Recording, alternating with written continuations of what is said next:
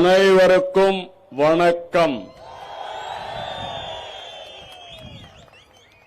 என் அன்பான தமிழ்நாடு மக்களே, உங்களுடன் என் பிறந்த நாளில் இங்கே இருப்பது ரொம்பவே சந்தோஷ்.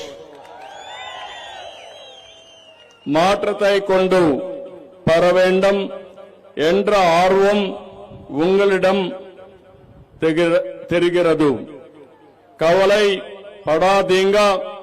இன்னும் 15th డేస్ மட்டும்தான்.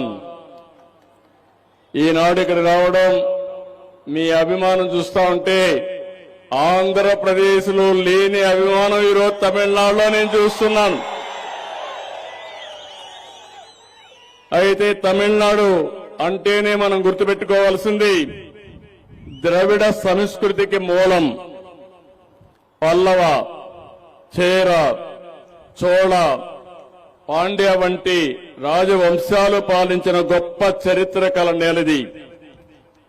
ఇక్కడ ఆచారాలు, అలవాట్లు అందరికీ ప్రత్యేకం. తమిళం అంటేనే అత్యంత ప్రాచీన భాష. మీ అభిమానం ప్రపంచంలో ఏ భాషలో కూడా లేదు. ఇక్కడ తెలుగు వాళ్ళు కూడా తమిళ్లోనే మాట్లాడతారు. అది విశిష్టత. అందుకని స్వాతంత్రం వచ్చిన తర్వాత అంత మునుపు కూడా బాగా అభివృద్ధి అయిన ప్రాంతం తమిళనాడు. మనందరికీ ఒకప్పుడు రాజధాని మెడ్రాస్ ప్రెసిడెన్సీ, అంటే మద్రాసు కేంద్రంగానే ఆ రోజు పనిచేశాం.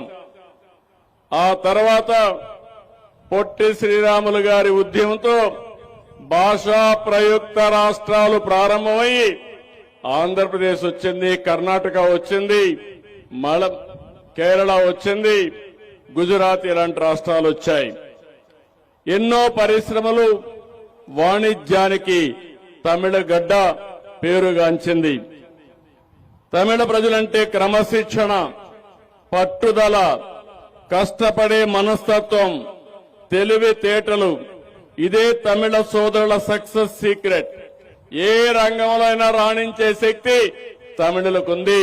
ఇది మనస్ఫూర్తిగా అభినందనలు, ధన్యవాదాలు.